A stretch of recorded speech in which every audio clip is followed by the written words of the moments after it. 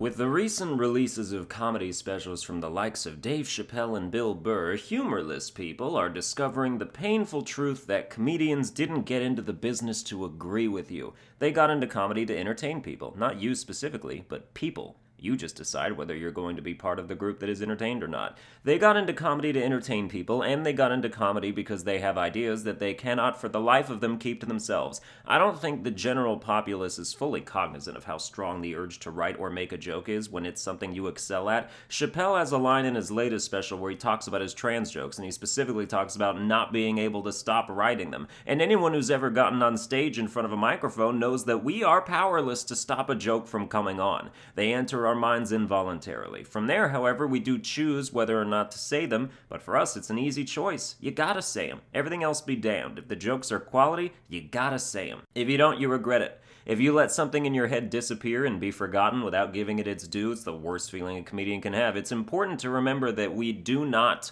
live in an era of political correctness. That's a straight up lie being enforced by the internet. Real people are not politically correct, and when I say real people, I mean people who aren't bloggers and critics and editors of progressive tabloids. Those people make up less than 1% of the damn population, but they try to make it seem like we all agree. Articles like, you can skip Dave Chappelle's latest Netflix special. They get ratioed even by other people on the internet, so you can only imagine how disconnected they are from offline human beings. The internet is literally a mind manipulation conspiracy at this point, and I would get off it completely if I didn't make my living here and also crave constant attention. I don't know where some people got this idea that comedy is supposed to be nurturing and caring and empathetic like a daycare employee. People talking about how it's only supposed to punch up, not down. Like, where did that absolute nonsense come from? It's supposed to do whatever you want it to do as the comedian, because you can tell any kind of jokes you like. I don't give a shit how oppressed and marginalized the subject of my jokes are. If they're good fodder, they're good fodder, and I will make fun of them to get laughs, and I'll get the laughs because the jokes are funny, because the subject is funny.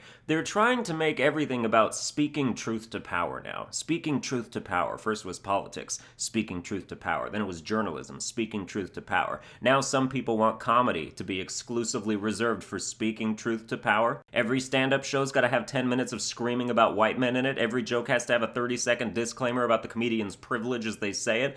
But what's important to remember, as I said, is that this isn't the big deal it's made out to be. Most people don't care if you make fun of trans people or feminists or the Me Too movement or anything you want. Comedy isn't dying, but it is fighting a war specifically for the internet. That's why all these big-name comedians are coming out and making a point of roasting sacred cows in their specials. They're fighting back against those who would see them vanished from the ever-expanding safe space of the internet. It shows that they aren't going to let hurt feelings and joke PTSD gain enough power to make any difference. If they were booted from online, people would still go see their tour dates in droves and support them plenty. Anybody who gets canceled isn't really canceled. People still climb over themselves to see Louis C.K. In fact, he's a hotter ticket now than he used to be for the people who are still with him, because you just don't get to see him anymore unless you're local. He's hard to find, which means he's rare, which means he's more valuable to those who value that. But if people who go against the grain keep getting removed from the cybersphere, it's going to turn into nothing but grain, and you get sick of grain. We need viewpoint diversity more than any other kind, that's for damn sure. Viewpoint diversity is what makes people think. It's what expands their craniums to contain different perspectives. I don't give a damn about the pigment of your skin or what genitalia you have. I care about what you think, and not to categorize it into acceptable or unacceptable either, just for posterity. I never should have told people my real name in my videos, because whenever anyone on here uses it while addressing me, I get very creeped out. We haven't met. I don't know you. My name is reserved exclusively for people I hang out with, and even then I'm just getting steadily more detached from it. I'm like a week away from telling my parents to start calling me Albino. That's basically who I am now. That's who I see myself as. I hate when people use your name while they're already talking to you. They'll just be like, so what movie do you want to go see tonight, Kevin? I'm like, I don't know, annoying friend. This isn't a movie script trying to establish characters in a scene. Nobody's watching us interact right now who requires that context, so how about you just talk to me like I'm already aware that you're talking to me, because there's nobody else you could be talking to right now.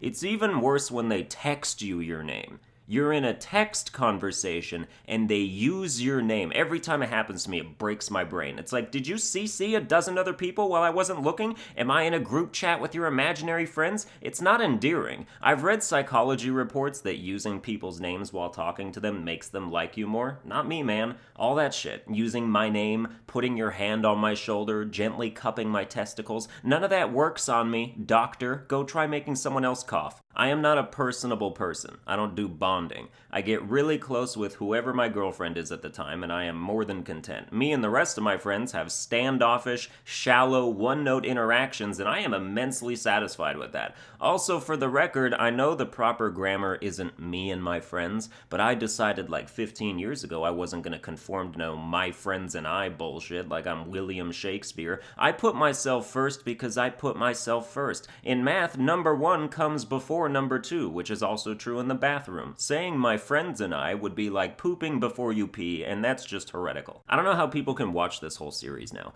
Each half should alienate a different half of the audience. That's how far I've shifted as we've gone along, but I keep hearing from people who are doing it. I don't know how you don't unsubscribe from my channel after some of those episodes. I would, and I would not look back. When you're 21, you think you have your mental shit together because at least you're not 18 anymore, but when you're 25, you see your 21-year-old self like he's fucking 12. People shouldn't be able to even speak till they're 50, and even then your 55-year-old self is going to look back on your 50-year-old self like, God, what an infant. Well, that's going to do it for this episode. I hope you enjoyed it. If you did, you can like, share, and subscribe. Follow me on Twitter at Sunburned Albino, and I will see you guys next time.